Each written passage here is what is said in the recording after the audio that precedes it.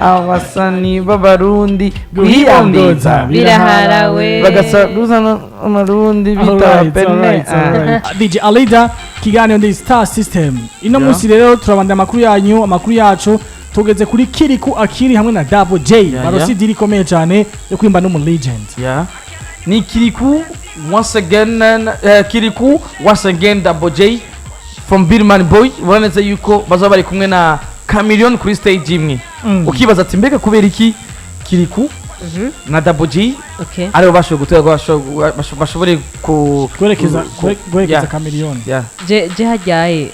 nkibibona naciye nibaza yuko abandi batoba baraberekana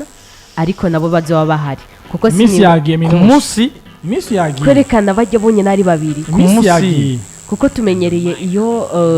DJ Paulin ateguye igikorwa bake aragira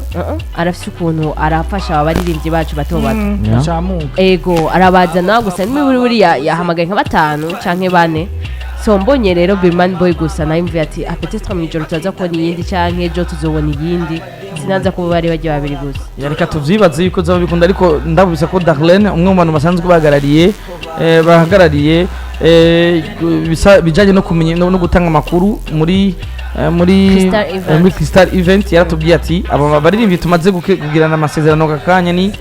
Birman Boys bazoba bari mu giteramo ca Chameleon kizuba ku itariki 14 yego zakuno kwezi turimo kandi harageze ni kwa gatandatu ni weekend ni minsi ibiri ikurikirana ibiteramo cyabo minsi ibiri ikurikirana ubona neza yuko rero je ikintu kinyereka yuko Crystal Event na Birman Boys bafitanye imigenderanire tumaze kubona kuri stage zitandukanye za Crystal Event Birman Boys nibaze neza kandi ko biyumvire neza kubera ko n'aba hitmaker dufise muri kino gihe n'aba hitmaker dufise muri kino gihe Kirikou arafise biraharawe arafise indirimbo zitandukanye amakolabo arafise indirimbo zifise umuriyoni nkana tukivuka bakatubeca ngo turandenze kandi bidashoboka abasani b'abarundi guhiyandoza biraharawe bagasaguza amarundi bita pene. Thank you so much. By the way, ni kiganiro kizotaki 14 nkuko yavuze Landry Promoter kezanga ibujumbura kuri Entente Sportif voilà iruhande ya Source du Nil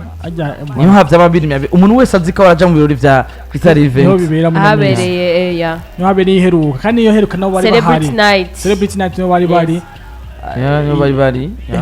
afu poraruzuza musa hari kindi kintu nabonye ngo ni guhera 2 z'ijoro ego pole tunababwira ko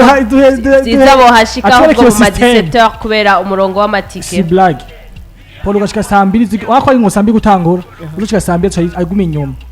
tike bantu mumviriza Black FM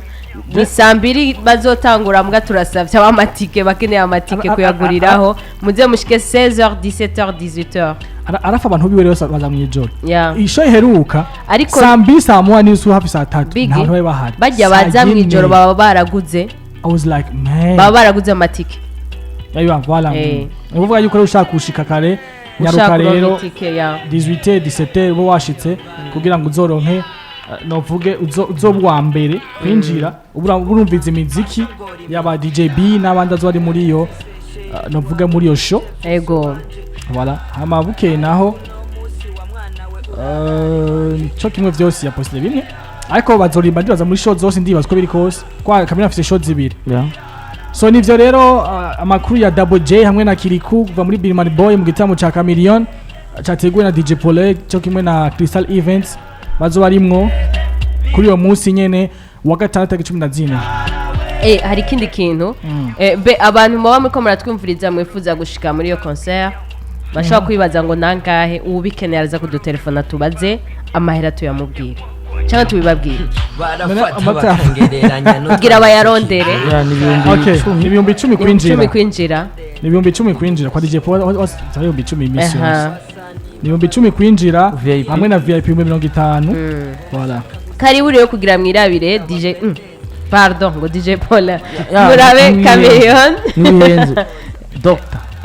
barabe Chameleon barabe Kirikou wabo na Double J barabe abaririmbyi batandukanye hamwe na